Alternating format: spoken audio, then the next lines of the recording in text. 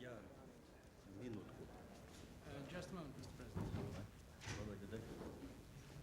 У нас синхрон будет здесь, да? Синхрон? Хорошо. Simultaneous. I'll still be in the booth, sir, and I'll be doing simultaneous. Yes, all right. Мне сесть, наверное. Да, еще садиться сможет. Хорошо.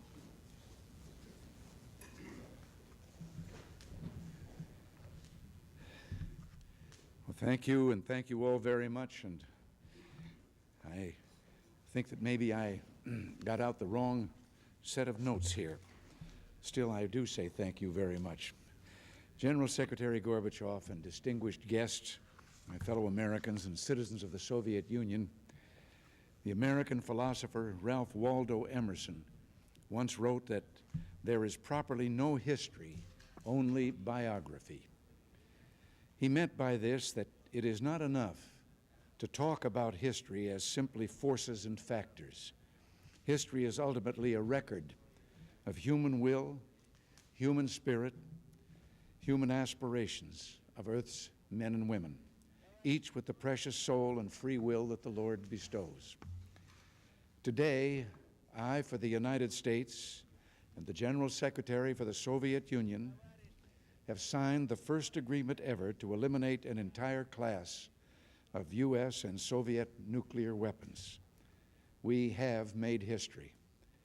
And yet many so-called wise men once predicted that this agreement would be impossible to achieve. Too many forces and factors stood against it. Well, still, we persevered. We kept at it.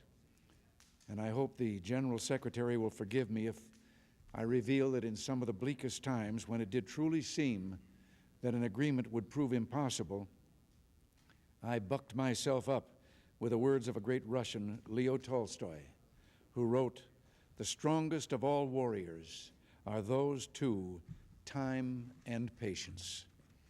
In the next few days, we will discuss further arms reductions and other issues. And again, it will take time and patience to reach agreements. But as we begin these talks, let us remember that genuine international confidence and security are inconceivable without open societies with freedom of information, freedom of conscience, the right to publish, and the right to travel. So yes, we will address human rights and regional conflicts, for surely the salvation of all mankind lies only in making everything the concern of all. With time, patience, and willpower, I believe we will resolve these issues. We must if we're to achieve a true, secure, and enduring peace. As different as our systems are, there is a great bond that draws the American and Soviet peoples together.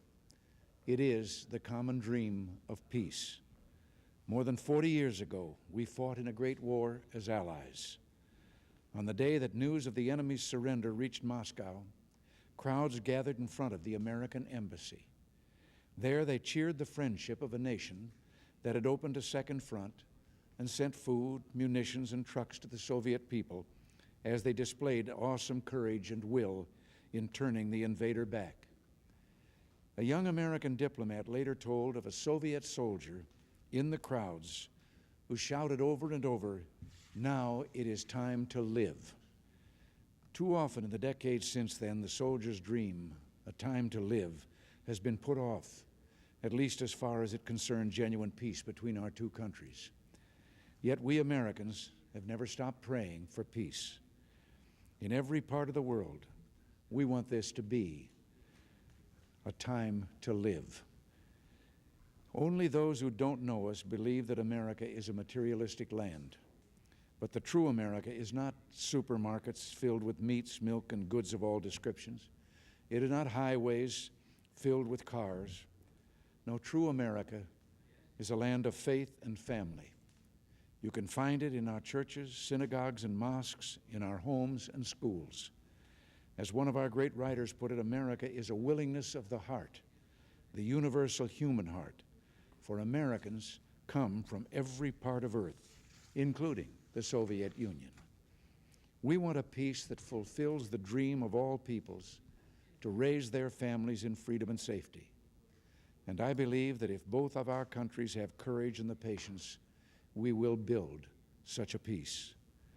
In the next 2 months, people throughout the world will take part in two great festivals of faith, Hanukkah and Christmas. One is a celebration of freedom, the other of peace on earth, goodwill toward men.